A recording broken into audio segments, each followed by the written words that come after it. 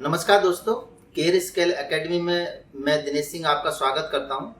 दोस्तों, आज हमारा जो टॉपिक रहेगा वो रहेगा हमारा जो विंडो एसी की जो पीसीबी और जो स्प्लिट एसी में जो लीनियर पावर सप्लाई का इस्तेमाल किया जाता है वो किस तरीके से काम करती है और उसको किस तरीके से हम रिपेयर कर सकते हैं। तो दोस्तों, हम इसको आज सीखेंगे कि समझेंगे भी कि किस तरीके से ये काम होता है। यही दोस्तों, यदि हमारे चैनल पे आप पहली बार जुड़े हो तो प्लीज़ हमारा चैनल जो सब्सक्राइब जरूर कर लें, और यदि आपको हमारी वीडियो पसंद आती है देखने के बाद तो उसे लाइक ज़रूर कर लें। तो दोस्तों, चलो हम समझते हैं पीसीबी के अंदर कि पीसीबी के अंदर ये क्या क्या प्रॉब्लम है, इसमें जो लीनियर पावर सप्लाई है इसमें किस तरीके से काम करती है। दोस्तों, इसमें हम और भी कोर्सेज कराते हैं। यदि किसी को और भी कोर्स करने हैं, जो मैकेनिकल कोर्स होते हैं, जो AC, fridge, washing machine, microwave और आपका डिश वॉशर वगैरह, तो इनके कोर्स भी हमारे यहाँ पे होते हैं। यदि आप किसी भी कोर्स में इंटरेस्ट है तो एक बार जरूर हमारे इंस्टीट्यूट में आकर संपर्क करें, क्योंकि आप यदि मन बना रहे हो तो एक बार हमारा डेमो क्लास बिल्कुल फ्री होती है, तो आप एक दिन की पूरी डेमो क्लास आप ले सकते हो। तो फिर आप यदि किसी भी यदि इंस्टीट्यूट पे आप जा रहे हो तो एक बार जरूर हमारे इंस्टीट्यूट पे भी आकर एक बार विजिट करें। तो दोस्तों, चलो हम समझते हैं आज पीसीबी के अंदर जो लीनियर पावर सप्लाई है उसको। तो चलिए पीसीबी दे समझते हैं।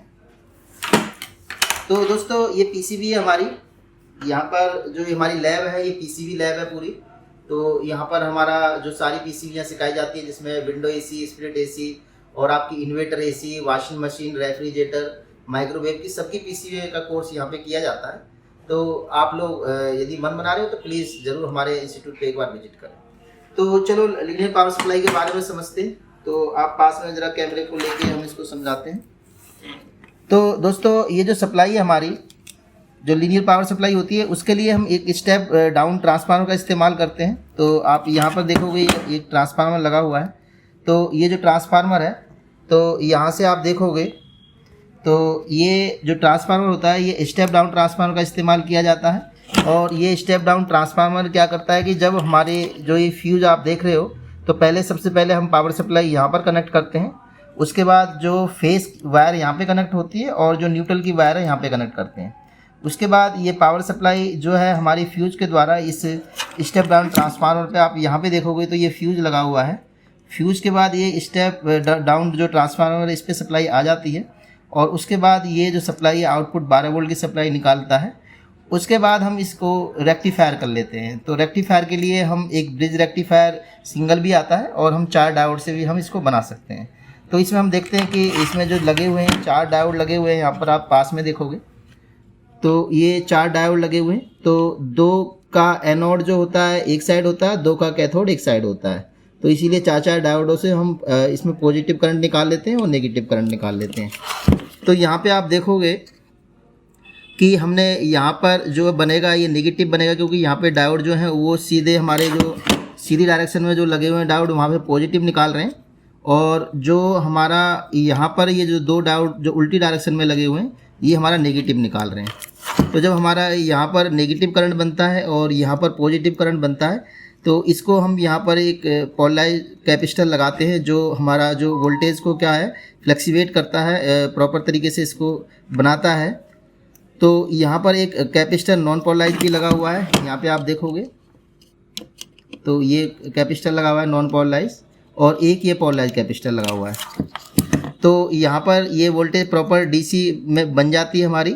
उसके बाद यहाँ पर वोल्टेज रेगुलेटर लगा हुआ है, यहाँ से हम 5 वोल्ट की सप्लाई लेते हैं, और जो 5 वोल्ट की सप्लाई है वो आगे हम इस डिस्प्ले में भी जाती है 5 वोल्ट की सप्लाई, और ये जो माइक्रो कंट्रोल लगा हुआ है इसमें भी जाती है, और आपका जो लीनियर पावर सप्लाई ये जो आपका IR सेंसर है इस पर भी जाती है। तो दोस्तों, ये जब हमारी यहाँ पे सप्लाई 2 प्रकार की सप्लाइयाँ बनती हैं। एक हमारे पास ऑलरेडी 12 वोल्ट की सप्लाई बन जाती है, जो हम इससे ये रिले चलाते हैं। जितनी रिले लगी हुई हैं ये सारी जो रिले हैं ये 12 वोल्ट पे ऑपरेट करती हैं। ये बड़ी वाली रिले ये भी 12 वोल्ट पे ही ऑपरेट करती है। और ये सप्लाई जो है हम इस जो ULN 2003 है इस पर भी हम इसको यूज करते हैं। तो बहुत सी इसमें KID 6500 की IC आती हैं, और बहुत से ULN 2003 लगाते हैं। तो दोनों ICयों के लिए जो वोल्टेज है वो 12 वोल्ट की सप्लाई ही जाएगी। तो ये 12 वोल्ट की सप्लाई हम यहाँ पर IC के लिए यूज करते हैं, और 12 वोल्ट की हम इन रिले पे यूज करते हैं। तो ये जो हमारी लीनियर पावर सप्लाई है, यदि इसके अंदर कोई भी फॉल्ट आता है तो उसके लिए आपको ये जो लीनियर पावर सप्लाई के लिए जो स्टेप डाउन ट्रांसफार्मर लगाया हुआ है, तो आपने ये चेक करना है। तो इसकी जो प्राइमरी वाइंडिंग है वो चेक करनी है मीटर से, और प्लस आपने इसकी सेकेंडरी वाइंडिंग चेक करनी है। यदि आपको यहाँ पर कुछ रेजिस्टेंस आपको मिल रही है तो समझ लीजिए आपका जो ट्रांसफार्मर है उसकी प्राइमरी ओके है, और आपकी सेकेंडरी में भी यदि रीडिंग आ रही है तो आपकी सेकेंडरी भी ओके है। तो यदि आपका ये ट्रांसफार्मर ओके होगा तभी हमारी आगे की सप्लाई बनेगी, और जब सप्लाई हमारी प्रॉपर ओके बन जाएगी तभी हमारी पीसीबी ऑन होगी। तो इस सप्लाई के अंदर जो सबसे ज़्यादा फॉल्ट आता है वो इस ट्रांसफार्मर का ही आता है। तो ये ट्रांसफार्मर ख़राब हो जाता है और जिसकी वजह से ये पावर सप्लाई पूरी तरह बंद हो जाती है। तो यदि आपको किसी भी तरीके ऐसी प्रॉब्लम कोई आती है तो उसमें आप ट्रांसफार्मर चेक करें, उसमें लगा हुआ फ्यूज भी चेक करें। यदि फ्यूज आपका ख़राब होगा तब भी आपकी पावर सप्लाई ऑन नहीं होगी।